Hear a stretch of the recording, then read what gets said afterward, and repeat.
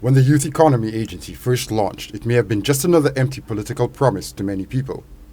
Crystal Revere, Chief Operations Officer, explains. For many years, St. Lucians have been promised a lot of things.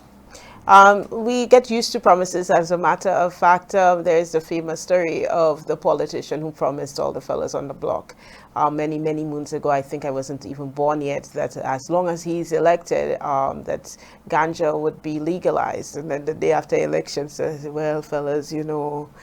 But within weeks of its launch, the Youth Economy Agency was overwhelmed by applications from young St. Lucians who had two things in common: the desire to succeed and the willingness to learn. Before the agency opened its doors in April 2023, we invited young people to apply. We got hundreds of applications when we thought we would have just gotten a few in 2 weeks, actually, in March. Okay? And so we opened the agency having already had applicants before we opened. The Youth Economy Agency had tapped into a resource that no one had correctly measured. Hundreds of young people applied every month. By the time we got all of these applications, we realized, wait, we have to rethink this and hire more people. The downside to that is that we have a whole bunch of applications that are sitting there waiting for us to process, because until November 2023, we had one person processing all of these applications. Almost immediately, the agency had to grow to meet the demand. In community outreach, because there are so many young people who want to access the services of the Youth Economy Agency, we recognize that we cannot sit in Castries in our air-conditioned offices and expect for us to be able to serve the multitude of young people. Thousands of young people have since defied stereotypes and expectations by growing unique small businesses.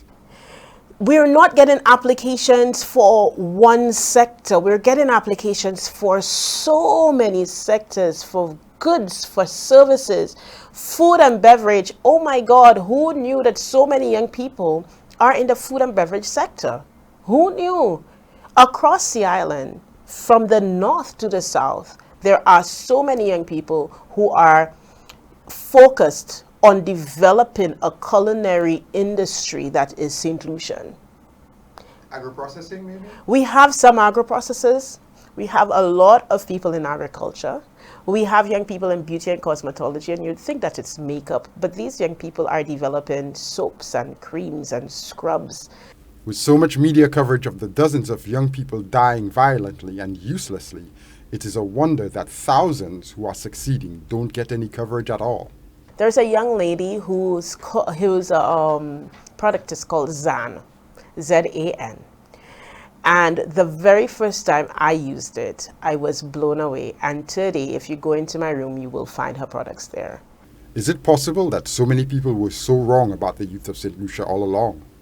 Does it even matter if the youth economy is using the system to help them succeed?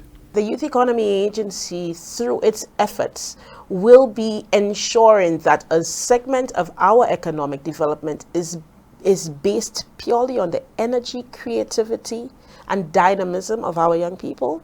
And if we continue to invest in them and let them know that we have faith in your ability to develop your products and for you to become a successful businessman and businesswoman, that when we talk about our GDP next time, we're not just talking about established business, big business, but we're going to be speaking about our GDP in terms of our youth, our main human resource right now.